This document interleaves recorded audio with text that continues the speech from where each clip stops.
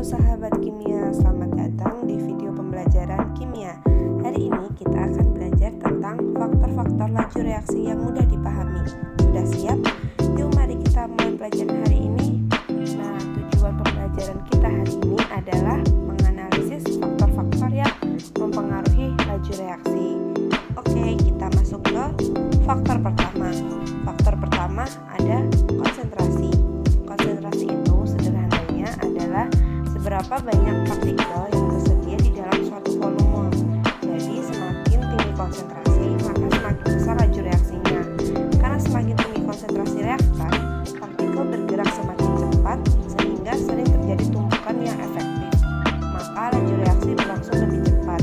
Lebih jelasnya bisa dilihat pada gambar di samping ya.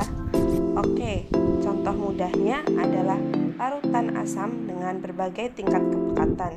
Asam pekat bereaksi lebih cepat dibandingkan dengan asam encer karena jumlah partikel reaktannya lebih banyak pada volume yang sama. Singkatnya, semakin pekat maka laju reaksinya juga semakin cepat. Oke, kita lanjut ke faktor kedua, yaitu suhu.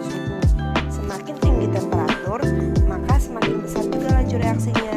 Bisa dilihat di tabel di bawah ya. Semakin tinggi suhu, maka semakin besar laju reaksinya.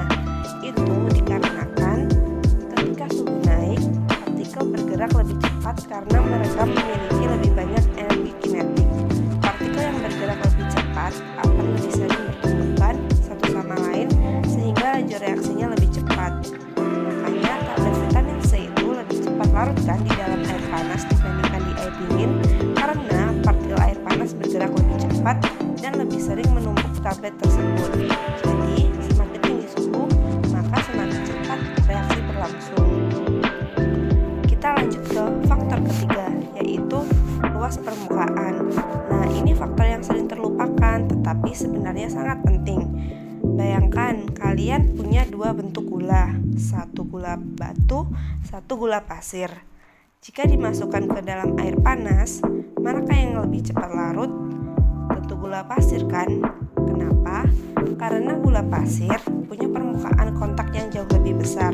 Semakin besar luas permukaan suatu zat padat, semakin banyak bagian dari zat tersebut yang dapat bertemu dan bertumbukan dengan partikel lain. Reaksi berlangsung di permukaan, jadi semakin besar permukaannya, semakin cepat reaksinya. Ketika suatu zat memiliki luas permukaan yang besar, misalnya dalam bentuk serbuk, lebih banyak partikel dari zat tersebut yang langsung bersentuhan dengan zat pereaksi lain.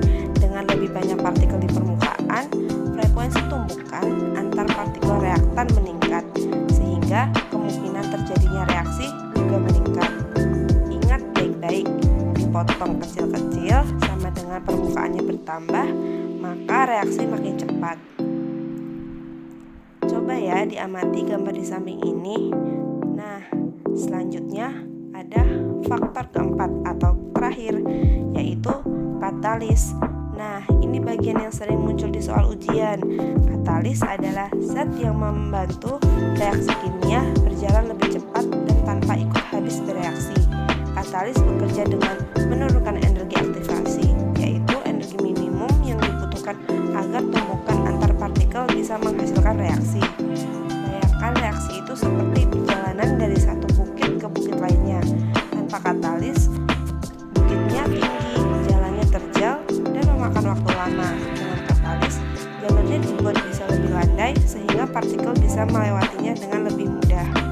Nah, katalis ini banyak digunakan di industri. Contohnya, ada katalis besi pada proses Haber untuk membuat amonia, enzim dalam tubuh manusia yang mempercepat reaksi biokimia, dan platinum dalam knalpot mobil untuk mempercepat reaksi gas buang. Tanpa katalis, banyak reaksi penting akan berjalan sangat lambat. Jadi, katalis sama dengan jalur cepat menuju produk reaksi. Oke, sekarang kita rekap ya semua faktor-faktor tadi. Jadi, faktor laju reaksi tadi ada berapa? Ada 4. Yang pertama ada suhu, kedua konsentrasi, ketiga luas permukaan, dan yang terakhir katalis. Nah, kelimanya bekerja dengan prinsip yang sama. Semua yang memperbanyak tumpukan efektif akan mempercepat reaksi kimia.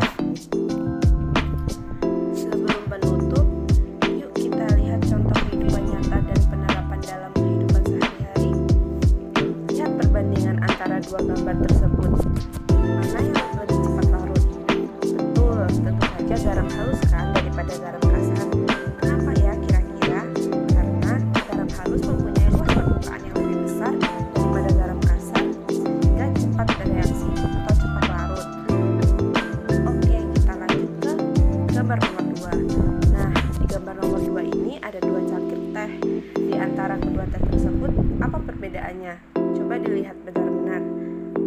Iya, betul. Cangkir teh yang kanan dia warnanya lebih pekat daripada yang kiri. Nah, kenapa hal itu bisa terjadi? Ini dikarenakan lihat konsentrasi atau kantong teh sebelah kanan ada berapa, sedangkan yang kiri ada berapa. Yang sebelah kanan dia lebih banyak kan, ada 3 buah kantong teh, sedangkan yang sebelah kiri hanya 1. Makanya cangkir teh kanan lebih pekat warnanya daripada teh cangkir kiri. Oke, selanjutnya kita lihat ada gambar sayur yang masih segar dan sayur yang sudah layu. Nah, sayur layu itu menandakan apa? Apakah sayur dia cepat busuk jika dibiarkan beruang, sedangkan sayur yang dibiarkan di dalam kulkas dia masih segar berhari-hari. Kenapa ayo? Ya, karena yang tinggi itu dia mempercepat reaksi kimia pembusukan. Oke, gambar terakhir coba dilihat itu gambar apa? Iya, benar, ada gambar daging dan juga daun pepaya. Kira-kira apa maksud dari gambar itu?